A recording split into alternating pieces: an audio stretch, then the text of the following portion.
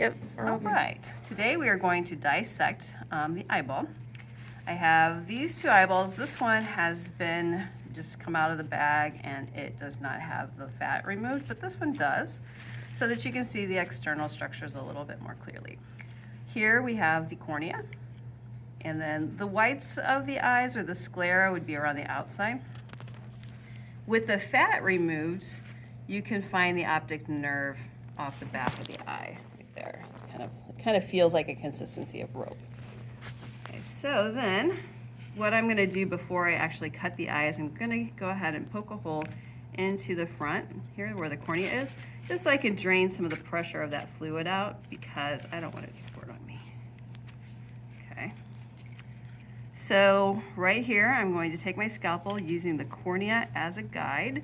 I'm going to cut around it so I can remove the front half of the eye from the back half. So here we go.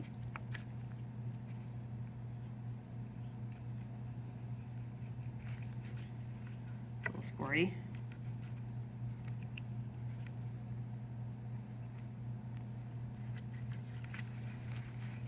And you can see just the inside. That little piece right there that looks like a Mentos, that's the lens. And this kind of thicker fluid is the vitreous humor. The thinner watery fluid that drained out of the front of the eye is the aqueous humor.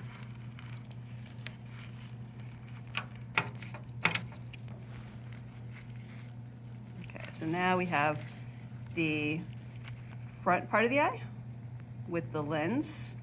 And you can see a little bit of the vitreous humor there, and then the vitreous humor in the back of the eye. So let's see if I can remove this a little bit so you can see the consistency of it.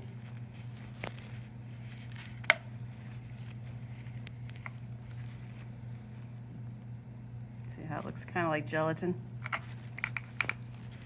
That is the vitreous humor. And you can also see it in there with the lens as well. So let's remove the lens. And it's actually kind of got a hard feeling to it. In a cow that is alive, the lens would be clear. Same for the cornea, because obviously a cloudy lens. Now once we kind of remove the vitreous humor from around here, you get a better visual of the iris. So here we have this dark area, which is the iris.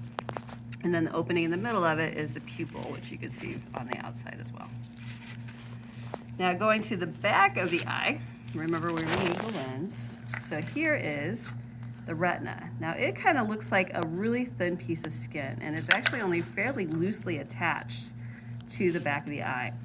The place where it is attached tightly, though, is to the nerve, and that's where the optic disc is. So when you try to remove the retina, it'll probably come away really easily at every spot except where that nerve is. So I'm just going to gently peel it away from the back of the eye. And see where its attachment is? See how it doesn't want to move from that spot? That's because that's where the optic disc is. That's where it's attached to the nerve. Behind the retina is this blue area called the Tipitum, and this is a reflective surface for the animal that allows light to kind of bounce and reflect from the inside of the eye and gives them better night vision. So just to recap, we have the retina, which I kind of peeled back, the Tipitum, the lens, which was inside the vitreous humor, the iris, and the pupil, and then on the front, the cornea.